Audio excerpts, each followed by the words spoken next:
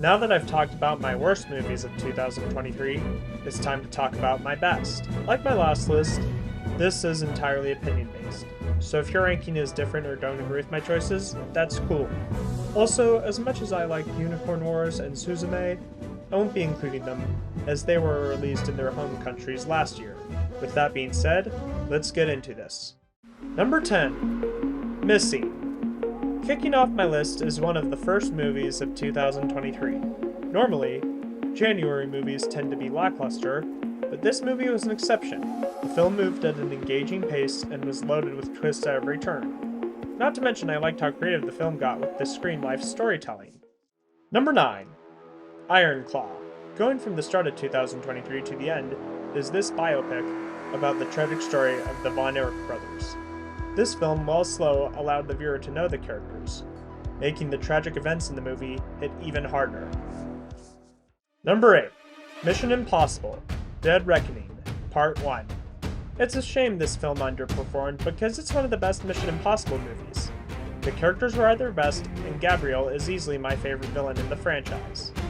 Plus, the action was just incredible, especially the train sequence. Part 2 can't come soon enough. Number 7. John Wick Chapter 4. This film was a great conclusion to the main series. The film took the needed time to tell its story, and it was cool how it paid homage to action movies that came before, while also providing something new. Also, rest in peace, Lance Riddick. Number 6. Nimona. I'm glad this film got to see the light of day. While Blue Sky Studios may have been shut down, not only was the animation beautiful, but the movie was hilarious, emotional, and most of all, metal. Number 5. The Boy and the Heron.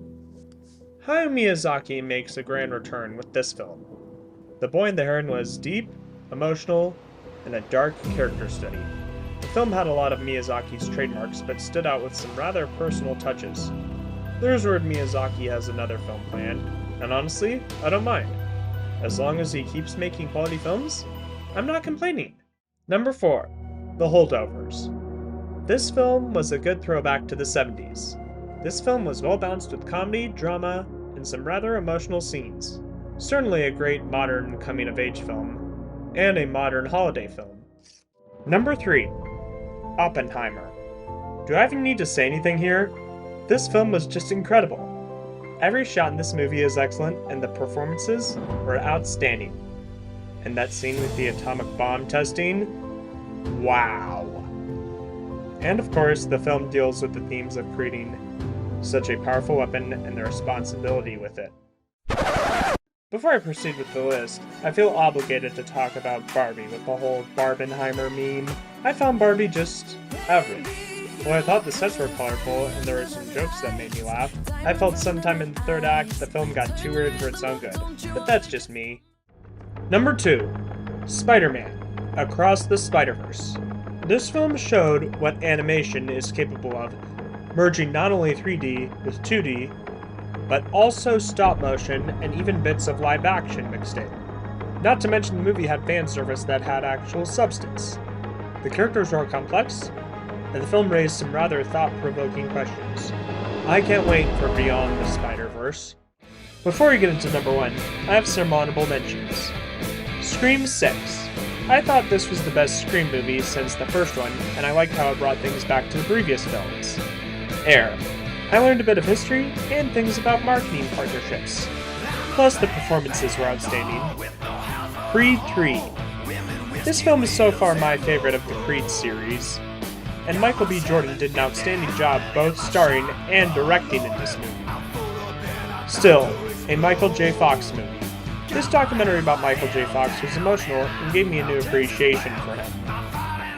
Killers of the Flower Moon. I'm not the most caught up with Martin Scorsese's work, but I enjoyed this film and definitely plan to check out more of his work. So, what movie could top Oppenheimer and Across the Spider-Verse? Well, my number 1 movie of 2023 is...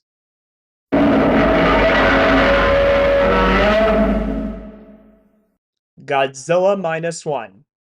After the disappointing anime trilogy, Toho decided to bring Godzilla back to live action after 7 years, and it was glorious. This film merged horror, drama, and disaster all into one. This movie has to be one of the most destructive Godzilla films, and this incarnation of Godzilla is easily one of my favorites.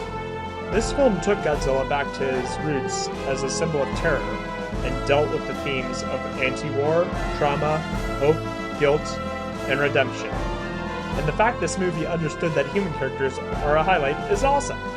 It's about time the human characters got the appreciation and spotlight they deserve. This film may even surpass the original 54 film. Not only is this my favorite Godzilla movie, but also my favorite movie of 2023. Thanks for watching. What are your top 10 movies of 2023?